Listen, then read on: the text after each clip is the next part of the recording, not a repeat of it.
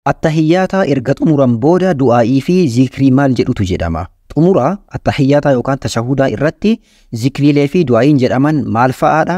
Inshaallah viidiyoo kana keessatti waan kana ilaalaa sirriitti dhaggeeffadhaatiin adda baafadhaa. Barnoota salaataa kana sirriitti hordofaa.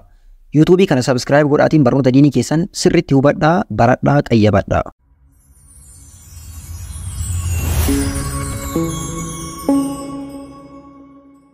بسم الله الرحمن الرحيم الحمد لله رب العالمين الصلاة والسلام على رسول الله صلى الله عليه وسلم.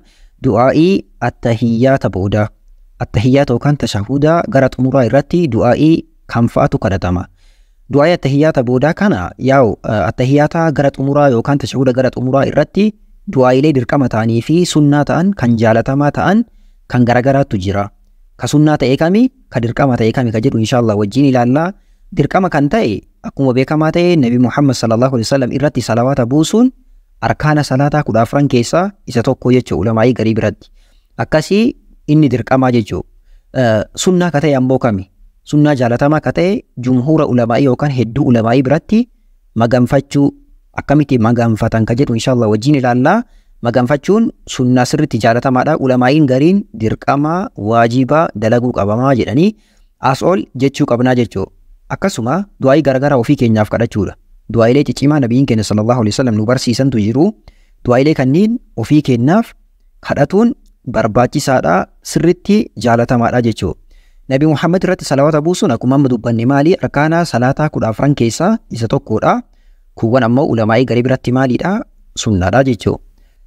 Mee salawaata buusuu haa ilaallu. Nabi Muhammad sallallahu alaihi wasallam irratti salawaata buusuu akkami salawaata buufna? Hadiya sayyaa ta'e ka Imaam Bukhaarii fi Muslim odeessan irra waan kana isinii fide salawaata akkaataa hedduudhaan buufna. Imaamul Albaaniin kitaaba isaanii sifatu salaatii nabii sallallahu alaihi wasallam kitaaba jedhamee beekamu keessatti akkaataa nabiyyi irratti sallallahu alaihi wasallam salawaata buufnu akkaataa hedduu dhiyeessanii. Yoo xiqqaate akkaataan isaan dhiyeessan akkaataa naannoo 7-8 ta'u dhiyeessanii jiranii jechuudha. Akkaataa 7 kanneen keessaa akkaataa isiniif mijatee fi ka dandeessaniin jechuu dandeentanii. Hadiisni kun ka Imaam Bukhaarii fi Muslim odeessan waan ta'eef jecha mee isa haa ilaallu. Akkamitti buufnaa? Allahumma salli ala Muhammadin wa ala ali Muhammadin kama sallayta ala Ibraahiima wa ala ali Ibraahiima innaka hamidun majid. Allahumma baarik ala Muhammadin wa ala ali Muhammadin كما باركت على إبراهيم وعلى آل إبراهيم إنك حميد مجيد.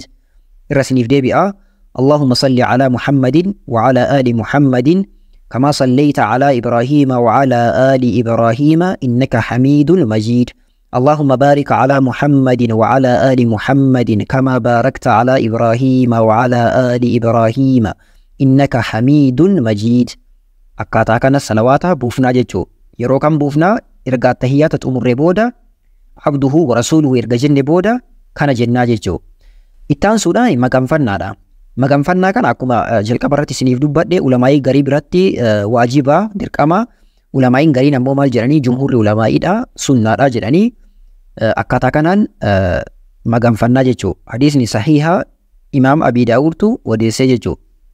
Allahumma inni a'uudhu bika من عذاب جهنم ومن عذاب القبر ومن فتنة المحيا والممات ومن شر فتنة المسيح الدجال. اللهم إني أعوذ بك من عذاب جهنم ومن عذاب القبر ومن فتنة المحيا والممات ومن شر فتنة المسيح الدجال. أكاتا كان مدام فناجيشو سرتي كبدا يردي أن نجيفة شوران حفظها كبدا. دعاء أمور صلاة ittaansee du'aa'ilee kanneen nabiyyiin keenya sallallahu alaihi wasallam iddoolee garaagaraatti kadhataa turan. Yeroo fakkeenya sujuuda keessatti akkasuma yeroolee akka tashahuda gara xumuraa irratti yeroolee akkanaa kana keessa du'aa'ii kana sirrii kadhatuu qabna. Hiika guddaa of keessaa qaba.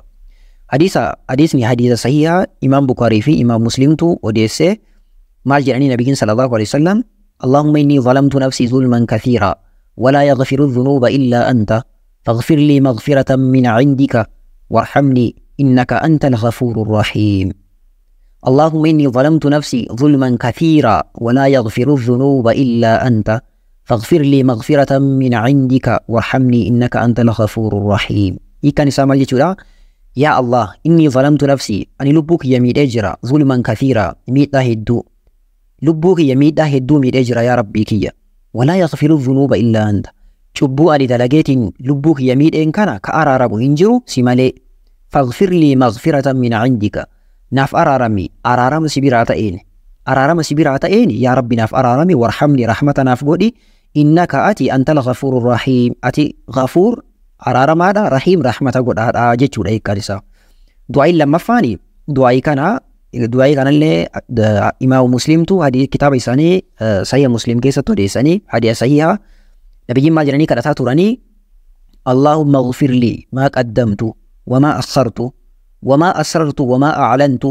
وما أسرفت وما أنت أعلم به مني أنت المقدم وأنت المؤخر لا إله إلا أنت اللهم اغفر لي ما قدمت وما أخرت وما أسررت وما أعلنت وما أسرفت وما أنت أعلم به مني أنت المقدم وأنت المؤخر لا إله إلا أنت يكن سامال جودا اللهم اغفر لي يا الله ناف أرارمي ما قدمت وان دبرسيتين دلقيتين دبرسي يا ربي نافديس تبو غرغرا وايد جرا وان دلقيتي أن دبرسي يا ربي نافديس وما أخرت وان دوبت بسلي وما أسررت وان أسيد لقيفي وما أعلنت وان ألق أبيت دلقي يا ربي نافديسي وما أسرفت وأنا ندانغا تدبريت دلقي يا ربي نافديسي وما أنت أعلم به مني يا ربي وان نتبيكتو نافديسي أنت المقدم وأنت المؤخر دور الليك بوسو سي بود الليك آنسو سي نما توكو فكيني وان توكو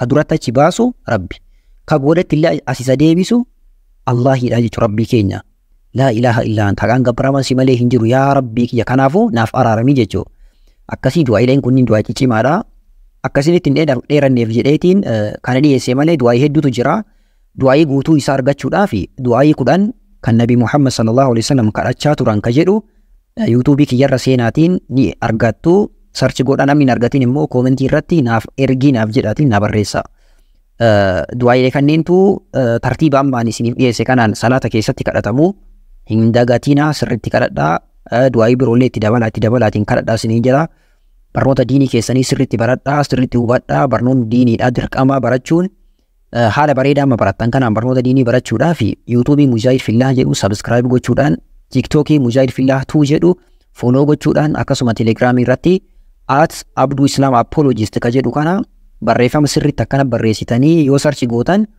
nu argattu jechuu yeroo gaarii isiniif haa ta'u nagaan naaf tura. Assalaamu alaikum warahmatullaahi wabarakaatuh.